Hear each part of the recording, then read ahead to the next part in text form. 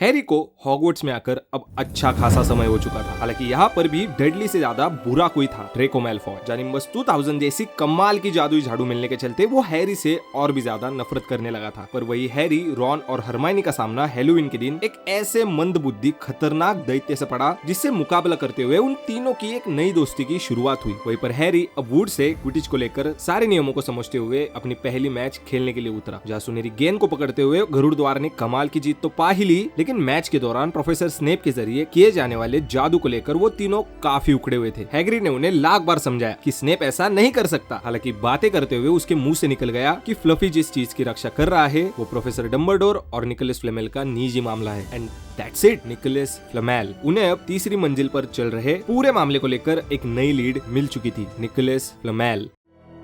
Chapter 12 the mirror of Erised. दिसंबर अब नजदीक आ रहा था। एक सुबह जब हॉगवर्ट्स में सभी लोगों की नींद खुली तब उन्होंने पाया कि चारों ओर कई फुट ऊंची बर्फ जम चुकी है। झील भी अब जमकर ठोस हो चुकी थी। वही जुड़वा वीजली भाइयों को सजा मिल चुकी थी क्योंकि उन्होंने कई बर्फों के गोलों पर जादू किया था, जो कि काफी समय तक वो बर्फ के गोले क्विरल की पगड़ी को टकराते रहे। जो भी उल्लू इस सनसनाती सर्दी में चिट्ठियां लेकर आ रहे थे, हैग्रिड उन्हें साफ कर रहा था ताकि वो वापस आकाश की सैर कर पाए। सभी को छुट्टियां शुरू होने का बेसब्री से इंतजार था। अब हालांकि ग्रेट हॉल और गरुड़ द्वार के कॉमन रूम में हमेशा ही एक आग जली हुई होती थी, लेकिन फिर भी ठंडी हवाओं से कॉरिडोर पूरी तरीके से बर्फीले हो चुके थे। सबसे बुरी हालत तो प्रोफेसर स्नेप के क्लास की थी, जो कि उनकी क्लास नीचे तहखाने में हुआ करती थी। स्टूडेंट्स हो सके उतना गर्म कढ़ाइयों के पास रहा करते थे क्योंकि उनकी सांसें भी अब मानो ठंडी हवा से जम रही थी। मुझे उनके लिए तो बहुत अफसोस होता है, ड्रेको ने एक ऐसे ही दिन कार्डो की क्लास में कहा जिन्हें क्रिसमस में हॉगवर्ट्स में रुकना पड़ता है क्योंकि उनके घर पे उनकी किसी को जरूरत नहीं होती। ये बात ड्रेको जानबूझ के हैरी की ओर देख के बोल रहा था। हालांकि हैरी लायन फिश के कांटों के चूरन को तोलते हुए उसे हो सके उतना इग्नोर ही कर रहा था। जाहिर सी बात है वो नाग शक्ति के हार की वजह से बहुत ही दुखी था। क्विडिच मैच के बाद से मैलफॉय और भी ज्यादा कड़वी बातें बोलने लगा था। वो सभी को ये कहकर हंसाने की कोशिश कर रहा था कि कैसे अगली बार एक चौड़े मुंह वाला मेंढक हैरी को रिप्लेस करेगा। हालांकि इन सारे तानों पर कोई भी हंसने के लिए तैयार नहीं था, बल्कि सभी लोग हैरी से बहुत ही इंप्रेस हो चुके थे कि कैसे उसने अपनी झटके देने वाली झाड़ू को बढ़िया तरीके से संभाला। और इसी बात से और भी ज्यादा गुस्सा होकर मैलफॉय अब हैरी को उसका कोई परिवार नहीं है ये कहकर और भी ज्यादा ताने मारने लगा था। हालांकि ये सच था कि हैरी क्रिसमस के लिए प्राइवेट ड्राइव नहीं जा रहा था। प्रोफेसर मैगगॉनिगल पिछले हफ्ते उन स्टूडेंट्स की लिस्ट निकालने आई थी जो लोग हॉलीडेज के लिए हॉगवर्ट्स में रुकने वाले थे। हैरी ने तुरंत ही साइन कर दिया क्योंकि उसे इस बात का बिल्कुल भी दुख नहीं था। इनफैक्ट ये तो उसका सबसे बेहतरीन क्रिसमस होने वाला था। रॉन और उसके भाई भी रुकने वाले थे क्योंकि mister and Mrs Weasley Charlie से मिलने रोमानिया जाने वाले थे। जब वो लोग कार्डो की क्लास से बाहर निकले तब उन्होंने पाया कि कॉरिडोर्स में एक बड़ा सा फर का पेड़ रास्ता रोक के खड़ा है, जिसके पीछे से दो बड़े बड़े पेड़ निकल रहे थे। जहाँ एक मोटी आवाज ने उन्हें बताया कि इसके पीछे हैग्रिड है। हाय हैग्रिड, मदद चाहिए? ना ना हम ठीक है, थैंक्स रोनाल्ड। क्या तुम बीच में से हटोगे? क्या तुम पैसा कमाने का जुगाड़ लगा रहे हो वीजली? मुझे लग रहा है कि तुम हॉगवर्ट्स से निकलने के बाद यहाँ का रखवाला बनने के ख्वाब देख रहे हो। हाँ, और वैसे भी जितने छोटे कमरे में तुम तुम्हारे परिवार के साथ रहते हो उसके मुकाबले तो हैग्रिड की झोपड़ी तुम्हारे लिए महल की तरह होंगी, है ना? जैसे ही रॉन मैलफॉय के ऊपर चढ़ने लगा वहाँ पर स्नेप आ गया। वीजली! रॉन ने तुरंत ही मैलफॉय के चौकी को छोड़ दिया। मैलफॉय उसके परिवार की बेइज्जती कर रहा था। उसने पहले शुरुआत की। प्रोफेसर स्नेप, चाहे जो भी हो पर लड़ाई करना हॉगवर्ट्स के नियमों के खिलाफ है हैग्रिड। 5 पॉइंट्स गरुड़ द्वार से ले लिए जाते हैं। वीजली, शुक्र मनाओ कि मैंने और पॉइंट्स नहीं काटे। चलो अब यहाँ से चलते बनो। मैलफॉय के साथ क्रैब और गोयल पेड़ को जोर से धक्का मारते हुए वहाँ से चले गए, जिसके चलते चारों ओर उस पेड़ से निकले हुए कांटे बिखर गए। मैं उसे देख लूंगा, एक न एक दिन जरूर मैं उसे देख ही लूंगा। मुझे तो उन दोनों से नफरत है, उस मैलफॉय और उस स्नेप से भी। चलो चलो भाई, छोड़ो भी, क्रिसमस अब आने ही वाला है। अरे भाई तुम्हें क्या ही बताओ, बस हमारे साथ चलो और खुद ही देख लो कि ग्रेट हॉल कितना बढ़िया लग रहा है। और इसी बात पर हैरी, रॉन के साथ साथ हरमाइनी हैग्रिड के पेड़ के पीछे चल दिए, जहाँ प्रोफेसर मैगगॉनिगल और प्रोफेसर फ्लिटविक क्रिसमस की डेकोरेशन में बिजी थे। हैग्रिड, तो ये रहा आखिरी पेड़, इसे वहाँ दूर वाले कोने में रख दो। हॉल की सजावट सच में देखने लायक थी। दीवार सुलपरनी और मिसलटोन से सजी हुई थी। वही पूरे कमरे में 12 क्रिसमस ट्रीज रखे हुए थे, जो कि कुछ बर्फ के छोटे छोटे टुकड़ों के कारण और सैकड़ों मोमबत्तियों से चमक रहे थे। तुम्हारी छुट्टियां कब से शुरू होने वाली है भाई? कितने दिन बचे? बस एक और दिन। हाँ, इससे मुझे याद आया, हैरी, रॉन, लंच से पहले हमारे पास आधे घंटे का खाली समय है, हमें लाइब्रेरी में होना चाहिए। ओह, अरे हाँ, तुम सही कह रही हो, लाइब्रेरी। हैग्रिड ने ग्रेट हॉल के बाहर उनके पीछे पीछे आते हुए पूछा, पढ़ने के लिए तुम लोग कुछ ज्यादा ही उतावले नहीं हो रहे हो? ना ना, हम पढ़ नहीं रहे हैं। जब से तुमने हमें निकोलस फ्लेमेल के बारे में बताया है, तब से हम उनकी खोज में हैं। क्या? देखो सुनो, हमने तुमसे कहा था, तुम्हारा इससे कोई लेना देना नहीं है कि वो कुत्ता किस चीज की रखवाली कर रहा है। हम बस जानना चाहते हैं कि निकोलस फ्लेमेल कौन है, बस इतना ही। हालांकि तुम हमें बताकर हमारी मेहनत बचा सकते हो हैग्रिड, हमने ऑलरेडी ढेरों किताबों को खंगाला है, बस कुछ तो हिंट दे दो। मुझे पता है, मैंने ये नाम कहीं पर तो पढ़ा है। हम कुछ नहीं बता रहे हैं, तब तो हमें खुद से ही ढूंढना पड़ेगा। इतना कहकर वो तीनों वहीं पर हैग्रिड को छोड़कर लाइब्रेरी की ओर दौड़ दिए। जब से हैग्रिड के मुंह से फ्लेमेल का नाम निकला था, तब से वो लोग सचमुच उसे किताबों के जरिए ढूंढने में लगे थे, क्योंकि इसके अलावा उन्हें पता भी तो कैसे चले कि स्नेप आखिरकार क्या चुराने में लगा है। हालांकि दिक्कत ये थी कि शुरुआत कहाँ से की जाए, क्योंकि ये नहीं जान रहे थे कि आखिरकार किताब में नाम लाने जैसा काम फ्लेमेल ने आखिर किया क्या है। उसका नाम the great wizards of 20th century और notable magical names of our time में भी नहीं था, ना ही important modern magical discoveries and study of recent developments in wizardry में था। वही जाहिर सी बात है कि लाइब्रेरी का आकार एक बड़ी समस्या थी। उसके अंदर मानो लाखों किताबें, हजारों शेल्फ की ढेरों पतली लाइंस थी। हरमाइनी ने उन सब्जेक्ट्स की लिस्ट निकाली जिसके अंदर उन्होंने ढूंढने का फैसला किया था। वही रॉन बस किसी भी किताबों को उठाकर उनमें देख रहा था। हैरी टहलते टहलते उन हिस्सों में जा चुका था जहाँ जाना मना था। वो बस यही सोच रहा था कि कहीं फ्लेमेल का नाम यहाँ तो नहीं होगा। अनफॉर्चुनेटली उन किताबों को देखना मना था, क्योंकि उन किताबों को पढ़ने के लिए आपके पास एक टीचर की साइन की हुई पर्ची की जरूरत है, और वो इस बात से वाकिफ था कि उसे ऐसी कोई पर्ची कभी नहीं मिलने वाली थी। इन किताबों में काफी ताकतवर काला जादू था, जिन्हें हॉगवर्ट्स में भी पढ़ाना मना है। बस उन्हीं स्टूडेंट्स को पढ़ाने की इजाजत दी जाती थी जो गुप्त कलाओं के विषय पर आगे की पढ़ाई कर रहे थे। तुम क्या खोज रहे हो लड़के? नहीं, कुछ नहीं। मैडम पाइंस, जो कि लाइब्रेरियन थी, उसने पंखों के डस्टर को दिखाते हुए हैरी से कहा, तो फिर यहाँ से बाहर निकल जाओ अभी। बाहर निकलते हुए वो सोच रहा था कि शायद उसे कोई अच्छा सा बहाना या फिर कहानी बनानी चाहिए थी। हरमाइनी और रॉन भी जान रहे थे कि मैडम पाइंस को ये पूछना कि निकोलस फ्लेमेल कौन है उसका कोई फायदा नहीं होने वाला था। शायद वो बता सकती थी, लेकिन उनके जरिए क्या पता स्नेप को भी भनक लग जाए कि वो लोग एक्चुअली किसके पीछे है। हैरी बस कॉरिडोर में खड़ा था, शायद क्या पता दोनों अच्छी खबर के साथ आए। हालांकि उसे ज्यादा कुछ उम्मीद नहीं थी। वो अब लगभग 15 दिनों से ढूंढ रहे थे, लेकिन 2 क्लासेस के बीच उन्हें बहुत कम समय मिल पाता था, इसलिए इसमें कोई हैरानी की बात नहीं थी कि उन्हें अभी तक कुछ भी नहीं मिला था। फ्लेमेल को ढूंढने के लिए उन्हें बहुत समय चाहिए था, जहाँ पर मैडम पाइंस उनके सर पर खड़ी ना हो। 5 मिनट के बाद रॉन और हरमाइनी सर हिलाते हुए बाहर आए, और उसी निराशा के साथ वो लोग लंच करने के लिए निकल पड़े। जब मैं छुट्टियों के लिए निकल जाऊंगी तब तुम लोग ढूंढते रहना, अगर कुछ मिले तो मुझे उल्लू के जरिए बता देना, या फिर तुम अपने पेरेंट्स से ही पूछ लेना कि आखिरकार ये निकोलस फ्लेमेल कौन है। उनसे पूछना तो काफी सुरक्षित होगा, है ना? बहुत ही सुरक्षित, क्योंकि वो लोग डेंटिस्ट है। छुट्टियों के शुरू हो जाने के बाद से मानो हैरी और रॉन का समय इतना अच्छा बीतने लगा था कि वो लोग फ्लेमेल के बारे में भूल से गए। पूरा कमरा पूरी तरीके से उनके कब्जे में था। वही कॉमन रूम भी हर बार के मुकाबले काफी खाली रहने लगा था, जिसके चलते वो लोग आग के पास घंटों तक बैठ ब्रेड, क्रम्पेट्स, मार्शमेलोस को भूनते हुए ऐसी चीजों पर बात किया करते थे जिसके चलते मैलफॉय को स्कूल से निकाला जा सके। हालांकि वो जान रहे थे कि इन बातों का कोई सर पैर नहीं है, लेकिन फिर भी इसे लेकर बातें करना मजेदार था। रॉन ने अब हैरी को जादुई चेस खेलना सिखा दिया था। ये ठीक मुगलों के चेस की तरह थी, फर्क बस इतना था कि इसके अंदर जिंदा मोहरों के साथ खेला जाता था। ये ऐसा था मानो किसी युद्ध में सैनिकों को आदेश देने जैसा हो। रॉन को हमेशा की तरह ये चेस बोर्ड भी परिवार के किसी के पास से मिली थी, शायद उसके दादाजी से। हालांकि रॉन को पुराने प्यादों से कोई दिक्कत नहीं थी। इनफैक्ट वो तो उनसे इतना कंफर्टेबल हो चुका था कि वो अपनी बात उनसे आराम से मनवा लेता था। हैरी ने सीमस फिनिगन से प्यादों को उधार लेकर खेला था, जो कि उन मोहरों को हैरी पर बिल्कुल भी भरोसा नहीं था। हैरी चेस का कुछ खास खिलाड़ी नहीं था, जिसके चलते वो प्यादे उसे जोर जोर से चिल्ला चिल्ला कर बस सलाह दे रहे थे, जिसके चलते वो और भी ज्यादा कंफ्यूज हो जाता था। मुझे वहां मत भेजो, तुम्हें घोड़े नहीं दिख रहे क्या? उसे भेजो, हम उसके बिना भी काम चला सकते हैं। क्रिसमस की शाम जब हैरी बिस्तर पे गया तब उसके मन में कल के अच्छे खाने और मौज मस्ती की ख्वाहिशें थी, लेकिन तोहफों की उसे कोई भी उम्मीद नहीं थी। जब वो अगली सुबह उठा तब उसने देखा कि उसके पैरों के तले पैकेट्स का ढेर लगा हुआ था। जब उसने अपना बिस्तर छोड़ा तब रॉन ने नींद में कहा, हैप्पी क्रिसमस हैरी।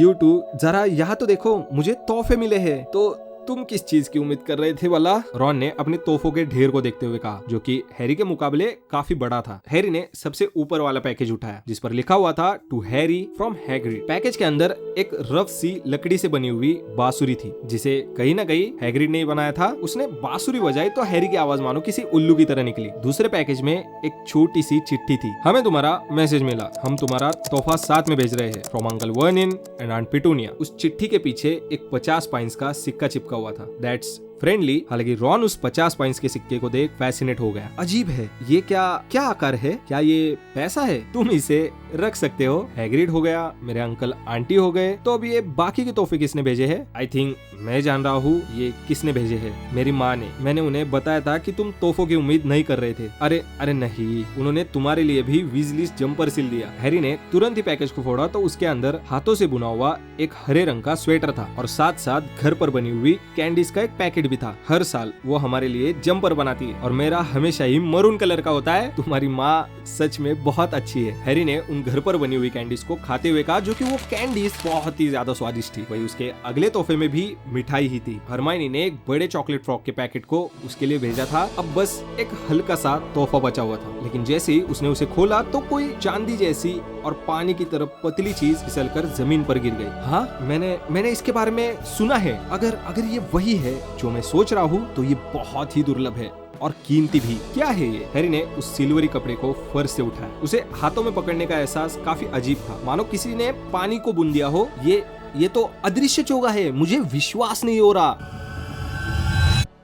चलो पहन कर देखो जरा। हालांकि जैसे ही हैरी ने उस चोगे को अपने शरीर पर ओढ़ा, रॉन चिल्ला पड़ा, ये वही है, नीचे देखो। हैरी ने नीचे देखा तो उसके पैर मानो अब गायब हो चुके थे। वो तुरंत ही आईने की ओर भागा, जहाँ उसे बस अपना बीच हवा में लटका हुआ सर दिखाई दे रहा था। उसने जैसे ही उस चोगे को अपने सर पे ओढ़ा, वो पूरी तरीके से गायब हो गया। इसके साथ एक चिट्ठी भी है, वो देखो वहाँ नीचे गिरी हुई है। जहाँ हैरी ने चोगे को उतार उस चिट्ठी को पढ़ना शुरू किया। तुम्हारे पिता मरने से पहले इसे मेरे पास छोड़ के गए थे। अब वक्त आ चुका है कि ये तुम्हें वापस दे दिया जाए। ध्यान से इस्तेमाल करना। मेरी क्रिसमस टू यू। हैरी ने देखा तो चिट्ठी के नीचे कोई साइन नहीं थी। हालांकि रॉन अब बस उस चोगे को घूर रहा था। मैं इसके लिए कुछ भी दे सकता हूँ। कुछ भी? क्या हुआ? नहीं, कुछ नहीं। उसे बहुत अजीब लग रहा था कि ये चोगा उसे किसने भेजा होगा। क्या सचमुच ये कभी उसके पिता के पास था? हालांकि इससे पहले कि वो और कुछ कहे, कुछ सोचे, दरवाजा खुल गया। फ्रेड और जॉर्ज वीजली आ चुके थे, जिन्हें देख हैरी ने तुरंत ही चोगे को छुपा दिया। वो इसे और किसी को नहीं दिखाना चाहता था, कम से कम इस वक्त तो नहीं। मेरी क्रिसमस। अरे देखो, हैरी को भी वीजली जंपर मिला है। मानना पड़ेगा हैरी, तुम्हारा जंपर हम सब में से अच्छा है। ऑब्वियसली माँ तभी ज्यादा मेहनत करती है जब आप परिवार से ना हो। तुमने अभी तक अपना स्वेटर क्यों नहीं पहना है रॉन? चलो पहन भी लो, ये काफी अच्छा और गर्म है। मरून रंग से मुझे नफरत है। रॉन ने अपने आधे मन से कहते हुए उस जंपर को पहन लिया। तुम्हारे जंपर पर कोई अक्षर नहीं लिखा है। शायद उन्हें लगता है कि तुम अपना नाम नहीं भूलोगे, पर हम बेवकूफ थोड़ी ना है। हाँ, हम जान रहे हैं कि हमारे नाम ग्रेड और फॉर्ज है। इतना शोर शराबा क्यों हो रहा है? पर से अपने हाथों में आधे अधूरे खोले गए तोहफों को लेकर आ चुका था। जहाँ उसके हाथों में पकड़े गए जंपर को देख फ्रेड ने कहा, पी यानी कि प्रीफेक्ट। पहन भी लो परसी। यहाँ तक हैरी को भी एक मिला है। नहीं, मैं नहीं, लेकिन तब तक जुड़वा वीजलीस ने जबरदस्ती उसे वो जंपर पहना दिया था। और आज तुम प्रीफेक्ट्स के साथ नहीं बैठोगे परसी। क्रिसमस परिवार के साथ बिताने वाला त्योहार है। हैरी ने अपनी पूरी जिंदगी में ऐसा क्रिसमस डिनर कभी नहीं किया था। सो मोटी रोस्ट टर्कीज, भुने हुए और उबले हुए आलू, मोटे पुर्फ कबाबों की प्लेट्स, मक्खन लगी हुई मटर की कटोरिया, राइस, गाढ़ी मेजवानी ग्रेवी के साथ साथ क्रैनबेरी सॉस और हर एक टेबल के पास कुछ फुट की दूर पर रखे गए हुए फटाकड़ों का ढेर। जाइए, फटाकड़े आम मुगलों की फटाकड़ों की तरह बिल्कुल भी नहीं थे, जिन्हें आमतौर पर डजलीस परिवार खरीदा करता था। हैरी ने फ्रेड के साथ एक जादुई फटाकड़ा जलाया, जिसने ना ही सिर्फ आवाज की बल्कि किसी मानो तोफ की गोले की तरह ये आवाज करता ही रहा। और उसने सभी को नीले धुएं से बने हुए बादलों के जरिए लिपट लिया, जहाँ उसके अंदर से एक रियल एडमिरल की टोपी निकली और बकायदा कहीं जिंदा सफेद चूहे। ऊपर की ओर अपनी फूल वाली टोपी के साथ डम्बलडोर उस जोक पर हंस रहे थे जिसे अभी अभी फ्लिटविंग ने उन्हें सुनाया था। वही ज्यादा शराब पीने के कारण हैग्रिड का चेहरा काफी लाल हो चुका था। और आखिर में आते आते हैग्रिड ने प्रोफेसर मैकगोनागल के गालों पर एक किस भी दे दी। हालांकि हैरी चौंक गया जब उसने देखा कि मैकगोनागल गुस्सा होने के बजाय बस हंसी और शर्मा पड़ी। हैरी के टेबल से उठते ही उसके सर के ऊपर काफी सारे फटाकड़े फूटे, जिसमें से बहुत सारी चीजें निकली, जैसे कभी न फूटने वाले चमकदार गुब्बारों का एक पैकेट, खुद के मस्से उगाने वाली एक किट और उसका खुद का एक नया जादूगरों का चेस का सेट। वो सफेद चूहे अब पूरी तरीके से गायब हो चुके थे। हैरी को लगा कि शायद उनकी किस्मत में मिसेस नॉरिस का डिनर बनना ही लिखा था। हैरी ने वीजलीस के साथ दोपहर काफी अच्छी गुजारी। वो बस बर्फ के गोलों के साथ घमासान लड़ाई करते रहे। जहाँ वहाँ से भीग कर लौट आने के बाद गरुड़ द्वार के कॉमन रूम में वो बस आग के पास बैठ गए, जहाँ अपने नए चेस सेट को आजमाते हुए हैरी रॉन से बहुत बुरी तरीके से हार भी गया था। टर्की सैंडविच, क्रम्पेट्स, ट्रिफल्स और क्रिसमस केक के साथ साथ चाय पीने के बाद सभी को मानो अब भयंकर नींद आ चुकी थी। ये हैरी का अब तक का सबसे बेहतरीन क्रिसमस था, लेकिन पूरे दिन उसके दिमाग में कोई चीज घूमे जा रही थी। बिस्तर पर सोने जाने से पहले उसे ठीक से ये सोचने का मौका ही नहीं मिला था कि वो अदृश्य चोगा आखिरकार उसे किसने भेजा होगा। लेकिन अब वही रॉन मानो मस्त फुल हो चुका था। बेड पर जाते ही वो सीधा सो गया, लेकिन वही हैरी बेड के कोनों पे आते हुए उसने नीचे से अदृश्य चोगे को निकाला। ये उसके पिता का था। हैरी बस उसे हाथों में लेकर महसूस कर रहा था। ध्यान से इस्तेमाल करना, चिट्ठी में लिखा था। अचानक वो चौंकते हुए खुश हो गया, क्योंकि उसके हाथों में मानो अब पूरे हॉगवर्ट्स में घूमने की चाबी लग गई थी। इसके साथ वो कहीं पर भी जा सकता है और फिल्च को पता भी नहीं चलेगा। क्या रॉन को जगाना सही होगा? लेकिन नहीं। उसने सोचा कि पहली बार एक बार तो इसे अकेले में इस्तेमाल करना बनता ही है। उसने अपने चोगे को उड़ा और वो कमरे से बाहर निकलकर सीढ़ियों से उतरकर हॉल के पार आ गया। वही तस्वीरों के छेद से कूदकर वो अपने रास्ते निकल रहा था। कौन है? तस्वीर पर लगी हुई फैट लेडी चिल्ला पड़ी। हैरी बिना कुछ बोले कॉरिडोर से निकल पड़ा। उसे कहाँ जाना चाहिए? उसका दिल अब तेजी से धड़क रहा था। वो सोच ही रहा था कि उसके दिमाग में एक ख्याल आया, लाइब्रेरी। हाँ, लाइब्रेरी में जहाँ जाना मना है। वो जितनी देर चाहे पढ़ सकता है, तब तक पढ़ सकता है जब तक वो ढूंढ ना ले कि ये फ्लेमेल आखिरकार कौन है। वो चोगे को और भी अच्छे से ओढ़कर निकल पड़ा। पूरी लाइब्रेरी में घना अंधेरा और काफी अजीब किस्म का सन्नाटा था। हैरी ने अपने हाथों में एक लैम्प जलाया ताकि वो अच्छे से देख पाए कि वो कहाँ जा रहा है। कोई दूर से देखे तो ऐसा लग रहा था कि मानो लैम्प बस हवा में चल रहा है। जहाँ जाना एक्चुअली में मना था, वो हिस्सा दरअसल लाइब्रेरी के पीछे था। वहाँ पर जाते जाते हुए उसने कुछ किताबों को पढ़ना चाहा, लेकिन वो पढ़ नहीं पाया, क्योंकि उन पर लिखी हुई भाषा उसे समझ ही नहीं आ रही थी। कुछ किताबें तो बिना ही नाम की थी। वही एक किताब के ऊपर तो एक गहरा धब्बा था जो किसी खून की तरह दिखाई दे रहा था। हैरी के रोंगटे खड़े हो गए जब उसे ऐसा लगा कि मानो किताबें धीमे धीमे फुसफुसा रही है। मानो उन्हें पता है कि वहाँ पर कोई घुस आया है जिसे वहाँ पर नहीं होना चाहिए था। कहीं से तो शुरुआत करनी थी। लैम्प को उसने धीरे से फर्श पर रखते हुए एक अच्छी किताब को ढूंढना शुरू किया। एक बड़ी सी काली सफेद किताब जो कि बहुत ही भारी थी। उसने उसे निकाल कर खोल दिया। उस पूरी शांति को चीरने वाली एक इतनी तेज डरावनी चीख निकली जिसका कोई हिसाब नहीं। हैरी ने तुरंत ही उसे बंद कर दिया, लेकिन फिर भी कानों को फाड़ने वाली वो चीख कंटिन्यूअसली किताब के बंद करने के बाद भी उसमें से आ ही रही थी। हैरी बुरी तरीके से लड़खड़ाया, जहाँ उसकी टक्कर से लैम्प भी पलटकर गिर गया और वो बुझ गया। तभी उसने सुना कि बाहर कोई आ चुका है। उस किताब से अनगिनत चीखें निकलने के बावजूद उसने जैसे तैसे उस किताब को उस शेल्फ के अंदर डाल दिया और वो वहां से भाग पड़ा। दरवाजे के नजदीक से वो फिल्च के पास से गुजरा। फिल्च की पीली आंखें उसके आर पार देख रही थी। अपनी कानों में कंटिन्यूअसली चीखें लेते हुए वो तुरंत ही भागते भागते हुए एक कवच के सामने आ गया। लाइब्रेरी से निकलने की बौखलाहट इतनी थी कि उसने ध्यान ही नहीं दिया कि वो आखिरकार कहाँ जा रहा है। उसे पता था कि एक ऐसा ही कवच ठीक किचन के सामने है, तो फिर इस कवच के साथ साथ उसे भी 5 मंजिल नीचे होना चाहिए। आपने मुझे कहा था प्रोफेसर कि अगर कुछ रात को घूमता दिखे तो मुझे तुरंत आपको बताना है। वहाँ लाइब्रेरी में कोई है जहाँ जाना मना है। हैरी अब परेशान हो रहा था क्योंकि फिल्च को हर एक शॉर्टकट पैसेजेस बकायदा रटे हुए थे, जिसके चलते वो हमेशा ही उसके नजदीक बढ़ रहा था। हालांकि उसे हैरानी तो तब हुई जब उसे पता चला कि फिल्च दरअसल स्नेप से बात कर रहा था। जहाँ जाना मना है, हाँ, वो ज्यादा दूर नहीं गए होंगे, हम उन्हें पकड़ सकते हैं प्रोफेसर। जब वो दोनों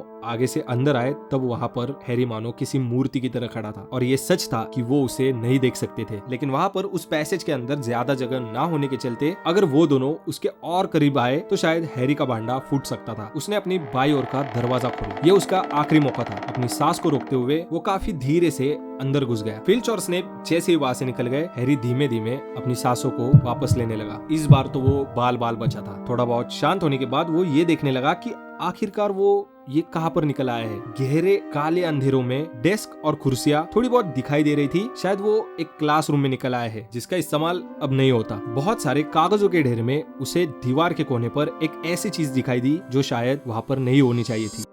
ऐसा लग रहा था कि बस इसे किसी ने रास्ते से हटाने के लिए यहाँ पर रख दिया था। ये एक शानदार आईना था, छत जितना ऊंचा, सोने की फ्रेम से जड़ा हुआ। अपने 2 पंजों के जरिए वो वहीं पर खड़ा था, जिसके ऊपर कुछ लिखा था, इरेस्ट स्ट्रा इब्रू ओयत उबी काफ्रू ओयत ऑनवाबाशी। अब जो कि फिल्च और स्नेप की आवाज आना बंद हो चुकी थी तो उसका डर अब कम होने लगा था। हैरी आईने के करीब बढ़ा। वो अब खुद को उस आईने में देखना चाह रहा था, लेकिन उसे कुछ भी दिखाई नहीं दिया। वो थोड़ा और आगे बढ़ा और ठीक से आईने के बीचों बीच खड़ा हो गया, लेकिन तभी उसने अपनी चीख को रोकने के लिए अपने मुंह पर हाथ रख दिया। उसका दिल मानो अब इतनी तेज धड़क रहा था जितना कि वो किताब भी तेज नहीं चीखी थी, क्योंकि आईने में वो अकेला नहीं था बल्कि उसके पीछे बहुत सारे लोग खड़े थे। उसने पीछे मुड़कर देखा तो रूम पूरी तरीके से खाली थी। उसने वापस आईने में देखा तो वो अपने आप को पहले से भी ज्यादा सफेद और डरा हुआ देख पा रहा था। वही उसके ठीक पीछे कम से कम 10 और लोग खड़े होंगे। हैरी ने फिर से मुड़कर देखा, पीछे कोई नहीं था। क्या सचमुच वो लोग अदृश्य थे? क्या वो अदृश्य लोगों से भरे हुए कमरे में आ चुका था? और क्या इस आईने का जादू ये था कि वो किसी की भी कहीं पर भी छाया दिखा सकता था, फिर चाहे वो अदृश्य हो या नहीं? उसने आईने की ओर और ध्यान से देखा तो एक लेडी ठीक उसके कंधे के पीछे खड़ी होकर उसकी ओर हाथ हिलाते हुए बस मुस्कुराते हुए उसे देख रही थी। हैरी ने अपने हाथों को पीछे की ओर बढ़ाया, लेकिन वो उस लेडी को छू नहीं पाया। अगर वो सचमुच होती तो उसे छू पाता, यानी कि वो सभी लोग बस आईने में ही मौजूद है। वो बहुत ही खूबसूरत लेडी थी। उसके गहरे लाल बाल थे, उसकी आंखें ठीक हैरी की तरह थी, चमकीली हरी आंखें। हैरी ने थोड़ा और करीब जाते हुए देखा तो वो लेडी मुस्कुरा रही थी, फिर रो रही थी, फिर मुस्कुरा रही थी, या कह सकते हो कि वो हंसते हुए रो रही थी। उसके पास खड़ा हुआ आदमी लंबा और पतला था। काले बालों वाले उस आदमी ने चारों ओर से उस लेडी के अराउंड अपनी बाह को लपेट रखा था। अपने गोल चश्मे के साथ उसके बाल भी काफी उलझे हुए थे, ठीक वैसे ही जैसे हैरी के थे। हैरी अब मानो उस आईने के इतना करीब जा चुका था कि उसकी नाक अब उस शीशे को छू रही थी। मॉम, डैड, वो बस हैरी की ओर देख मुस्कुरा रहे थे। धीरे धीरे हैरी ने बाकी के चेहरे भी देखे और उसे अपनी जैसी नाक और अपनी जैसी आंखों वाली कई सारी जोड़ियां दिखी। एक नाटे बुढ़े आदमी के पैरों के घुटने तो मानो ठीक हैरी के पैरों से मेल खा रहे थे। वो जिंदगी में पहली बार अपने परिवार को देख रहा था। पूरा पॉटर परिवार उसकी ओर हाथ हिलाते हुए मुस्कुरा रहा था, लेकिन हैरी बस उनकी ओर भूखी नजरों से देखता रहा। उसके हाथ आईने पर टिके हुए थे, मानो उसे लग रहा था कि वो उस आईने में किसी तरह भी घुस जाए और उन्हें छू कर देख सके। उसके अंदर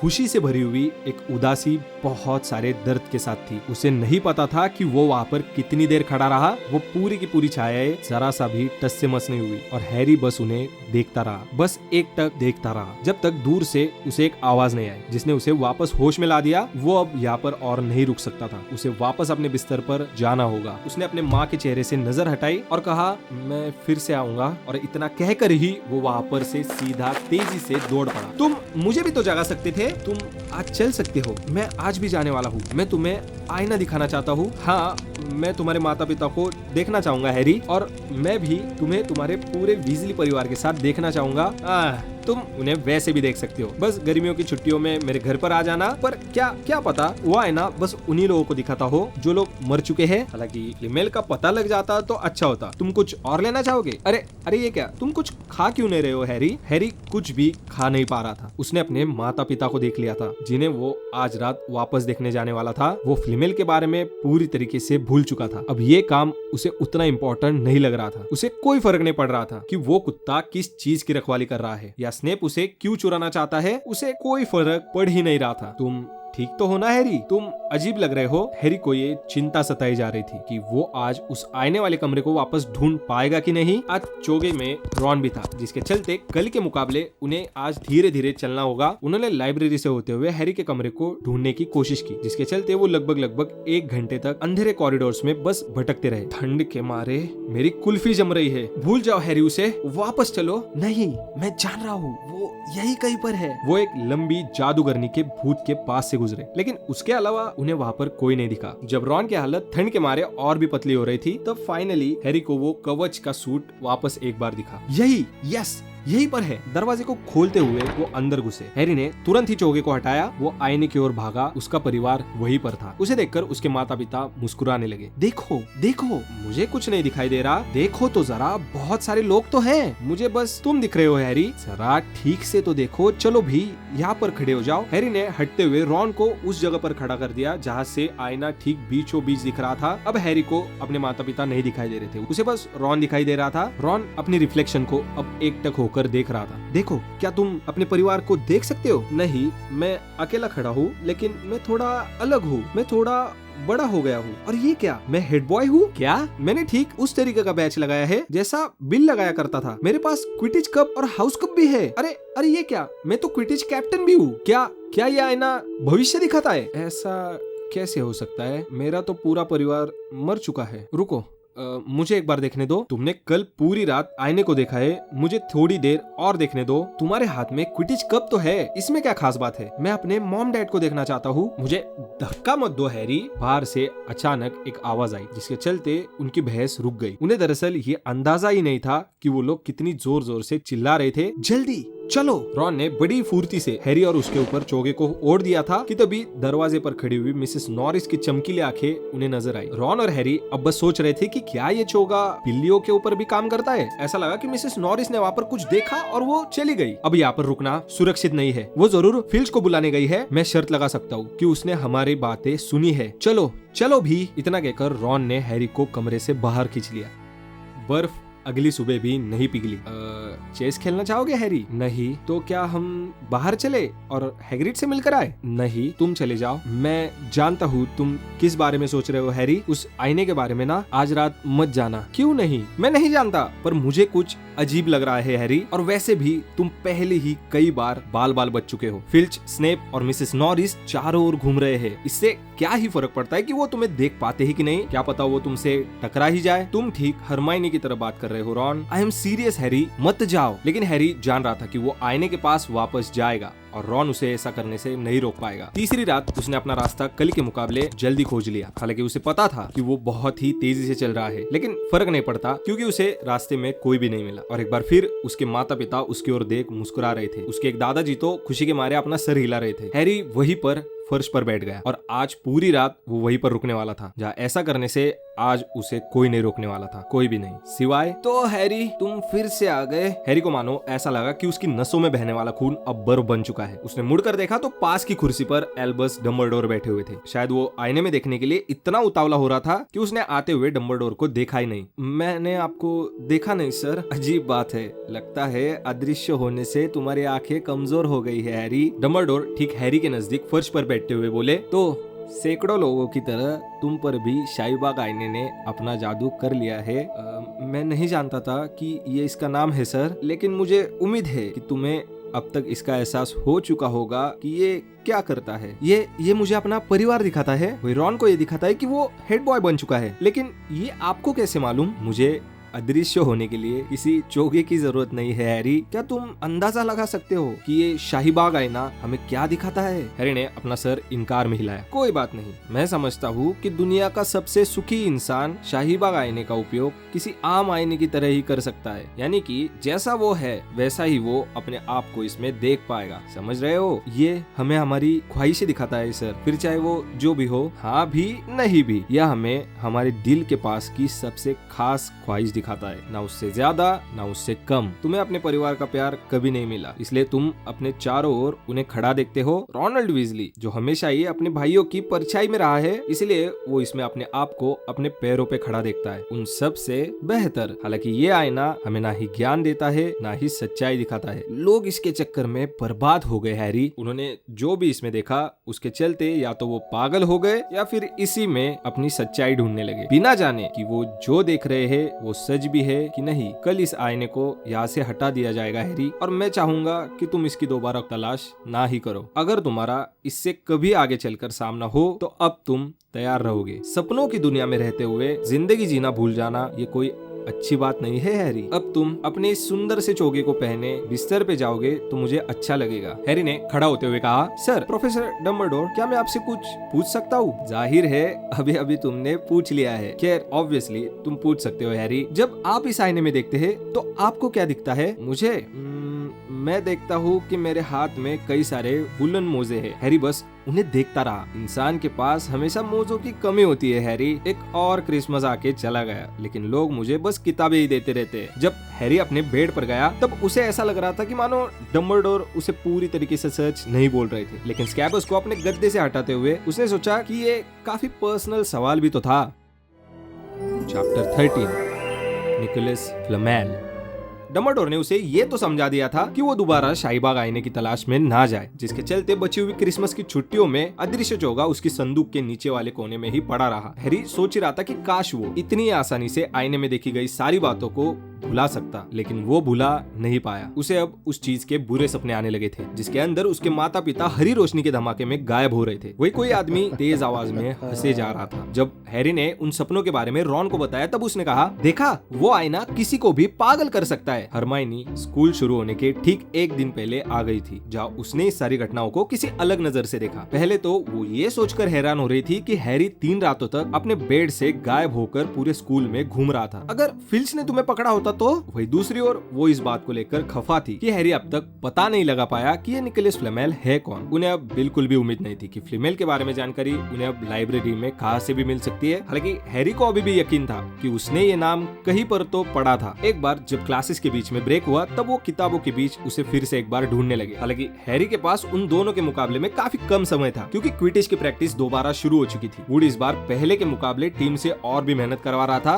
बर्फ की बजाय अब बारिश होने लगी थी, लेकिन फिर भी वुड बिल्कुल भी ठंडा नहीं पड़ा। जुड़वा वीजलीज को ये लगता था कि वुड पागल हो गया है, लेकिन इसे लेकर हैरी वुड के साथ था क्योंकि अगर वो मेहनत कश के खिलाफ मुकाबला जीत जाते हैं तो वो 7 सालों के बाद पहली बार हाउस चैंपियनशिप में नाग शक्ति के आगे होंगे, जिसके चलते जीतने की इच्छा बहुत थी। इसके अलावा हैरी ने पाया कि प्रैक्टिस की कड़ी मेहनत के बाद उसे बुरे सपने भी कम आते हैं। वही बारिश के एक दिन मैदान जब पूरी तरीके से कीचड़ में लिपटा हुआ था तब वुड एक बुरी खबर के साथ आया, जहाँ वो जुड़वा वीजली भाइयों से काफी खफा था क्योंकि वो हर बार अपने आप पर डाई बॉम्ब बरसा रहे थे और झाड़ू से नीचे गिरने का नाटक कर रहे थे। मस्ती मत करो तुम दोनों, इन्हीं फालतू की हरकतों के चलते हम मैच हार जाएंगे क्योंकि इस बार के रेफरी स्नेप बन रहे हैं और उनकी कोशिश रहेगी कि वो किसी भी बहाने से गरुड़ द्वार के पॉइंट्स कम करे। जहाँ इस बात को सुनकर जॉर्ज इस बार सचमुच गिर गया। कीचड़ में लिपटे हुए मुंह के साथ उसने पूछा, क्या स्नेप रेफरी बन रहे हैं? वो कभी इससे पहले रेफरी नहीं बने। अगर हम नाग शक्ति के आगे जाने वाले हैं तो वो तो कभी न्याय करेंगे ही नहीं। ये मेरी गलती नहीं है, हमें बस इतना ध्यान रखना होगा कि हम साफ सुथरा खेल खेले। हालांकि ये सब तो ठीक था, लेकिन हैरी के पास एक और रीजन था जिसके चलते वो स्नेप के आसपास होते हुए नहीं खेलना चाहता था। पूरी टीम हमेशा की तरह प्रैक्टिस के बाद एक दूसरे से बात करने के लिए रुक गई, लेकिन हैरी तुरंत ही गरुड़ द्वार के कॉमन रूम की ओर भाग पड़ा, जहाँ उसने रॉन और हरमाइनी को जादुई चेस खेलते हुए पाया। चेस एक लौती चीज थी जिसमें हरमाइनी हार जाती थी। जहाँ हैरी के रॉन के पास बैठते ही उसने कहा, जरा 1 मिनट, मुझसे अभी कुछ भी बात मत करो। जहाँ हैरी के चेहरे को जैसे ही उसने देखा तो उसने तुरंत कहा, तुम्हें क्या हुआ है? तुम्हारी हालत खराब दिख रही है। कोई भी ना सुन पाए इतनी धीमी आवाज में उसने बताया कि स्नेप अब मैच का रेफरी बनने जा रहा है, तो खेलने से मना कर दो, कह दो कि तुम बीमार हो, अपनी टांग टूटने का नाटक कर दो या अपनी टांग सच में तोड़ लो। मैं ऐसा नहीं कर सकता, हमारे पास और कोई रिजर्व खोजी है ही नहीं। अगर मैं नहीं खेला तो गरुड़ द्वार खेल ही नहीं पाएगा। लेकिन उसी वक्त नेविल गिरता पड़ता हुआ कॉमन रूम में आया और किसी को नहीं पता था कि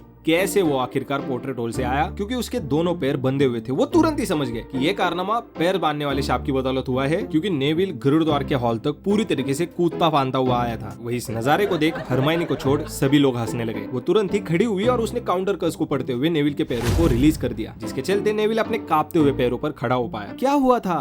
मैलफॉय, वो मुझे लाइब्रेरी के बाहर मिला। उसने कहा कि वो इस सांप को आजमाने के लिए किसी को ढूंढ रहा है। प्रोफेसर मैकगोनागल के पास जाओ, उसकी शिकायत करो। नेविल ने सर हिलाते हुए कहा, मैं अपने आप को और मुश्किल में नहीं डालना चाहता। तुम्हें अपने आप के लिए खड़ा होना होगा नेविल। उसे लोगों को अपने पैरों तले रखने की आदत हो चुकी है, लेकिन इसका मतलब ये नहीं कि तुम उसका काम आसान कर दो। नेविल, मुझे बताने की जरूरत नहीं है कि मुझ में गरुड़ द्वार में रहने की हिम्मत नहीं है। मैलफॉय ये काम पहले से ही कर चुका है। नेविल की रोनी सी सूरत देखते हुए हैरी ने अपनी जेब से चॉकलेट फ्रॉक के उस आखिरी चॉकलेट को निकाला, जो कि उसे वो चॉकलेट फ्रॉक का पैकेज हरमाइनी ने क्रिसमस पे तोहफे के रूप में दिया था। तुम अकेले ही 12 मैलफॉय के बराबर हो। बोलती टोपी ने तुम्हें गरुड़ द्वार में भेजा था, है ना? और मैलफॉय को देखो, वो कहा है उस सड़ी नाग शक्ति में। थैंक्स हैरी, उसने चॉकलेट फ्रॉक को खोलते हुए कहा। क्या तुम्हें इसका कार्ड चाहिए? तुम इसके कार्ड्स को कलेक्ट करते हो, है ना? जब नेविल वहाँ से चला गया तब हैरी ने उन फेमस जादूगरों के कार्ड के ऊपर देखा। फिर से डम्बलडोर, पहली बार भी मुझे यही मिले थे। लेकिन तुरंत ही उसे कुछ याद आया। उसने कार्ड को पलटते हुए रॉन और हरमाइनी की ओर देखा।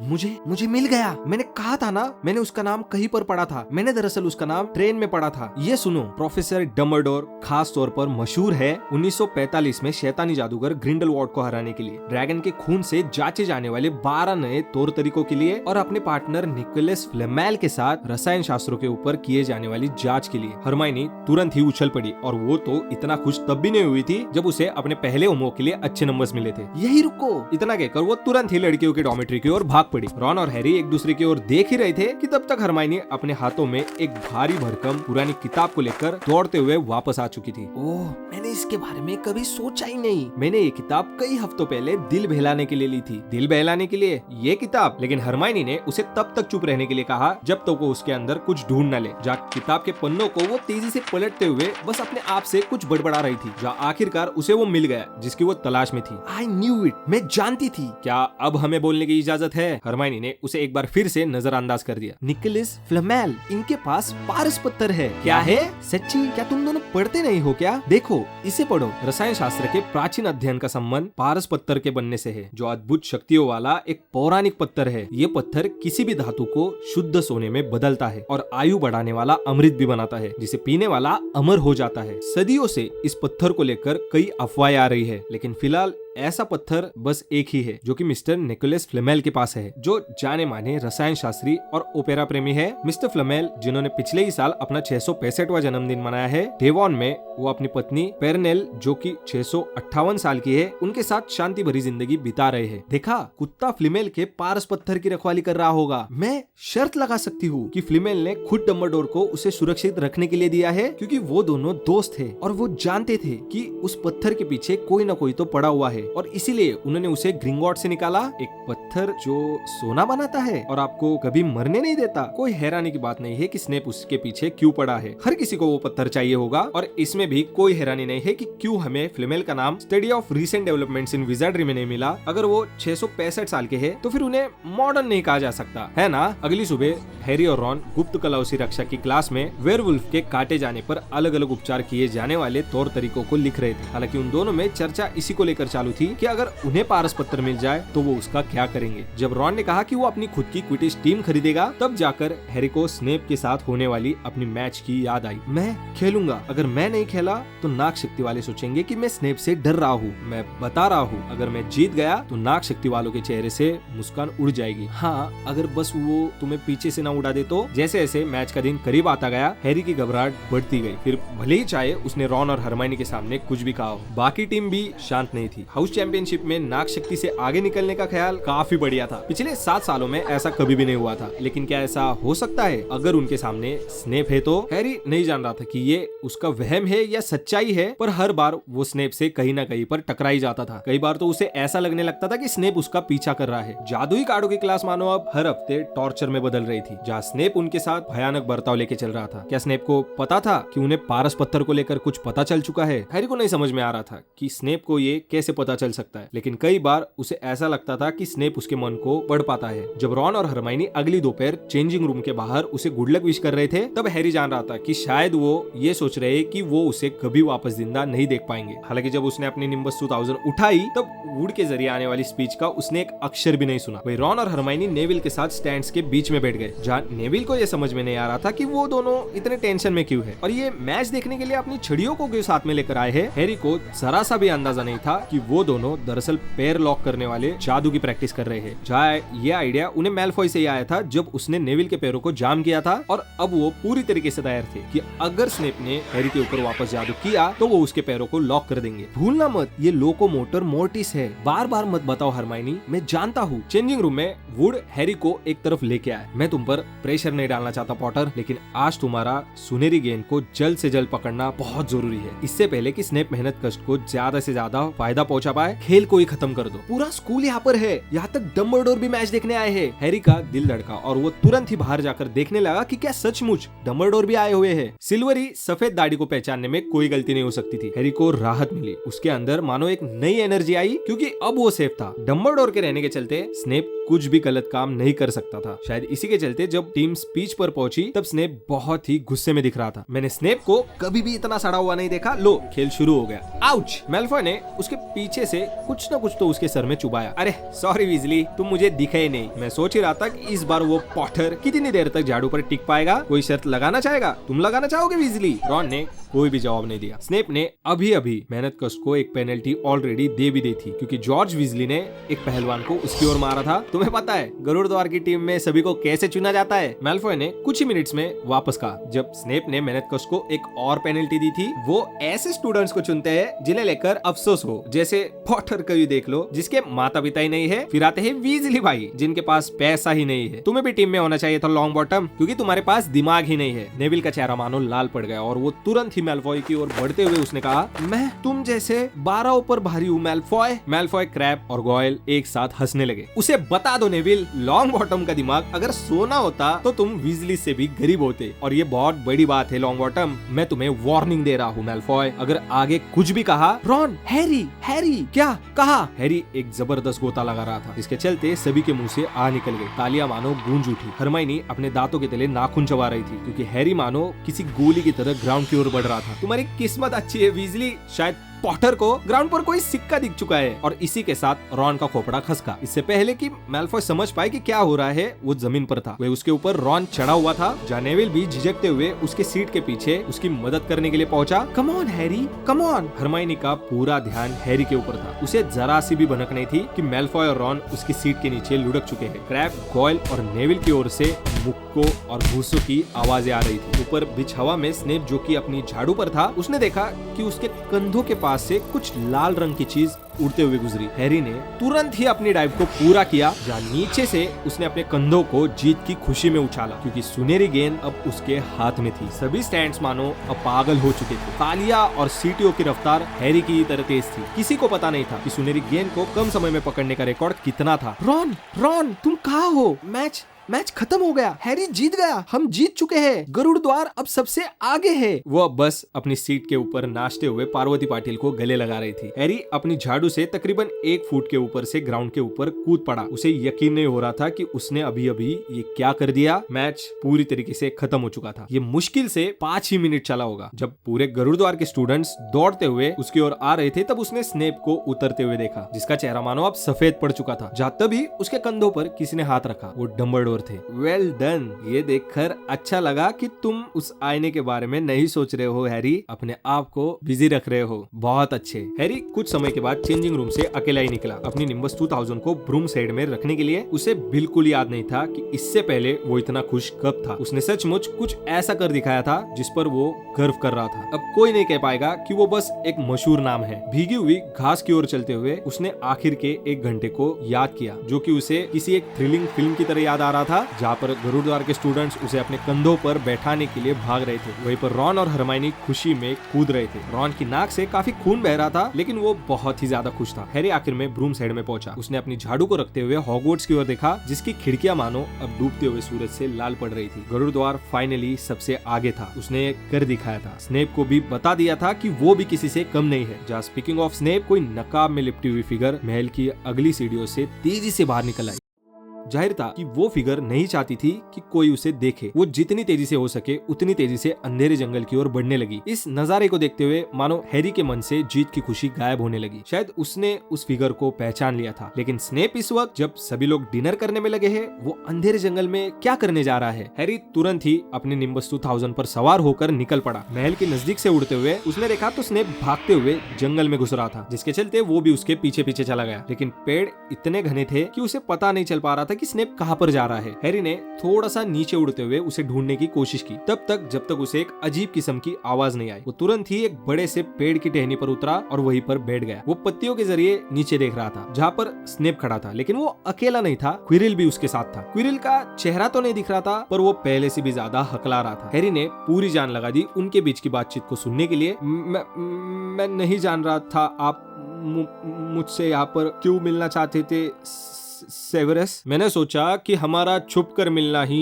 बेहतर होगा। स्टूडेंट्स को पारस पत्थर के बारे में मालूम नहीं होना चाहिए, है ना? हैरी थोड़ा और आगे बढ़ते हुए उन्हें सुनने की कोशिश कर रहा था। जो क्विरिल कुछ बड़बड़ाया, लेकिन स्नेप ने उसे बीच में ही काट दिया। क्या तुम्हें पता चला कि हैग्रिड के उस 3 सर वाले कुत्ते के पीछे कैसे जा सकते हैं? पर सेवेरस, तुम मुझे अपना दुश्मन नहीं बनाना चाहोगे क्विरिल। तभी एक उल्लू जोर से चीख पड़ा, जिसके चलते हैरी पेड़ से नीचे फिसल गया।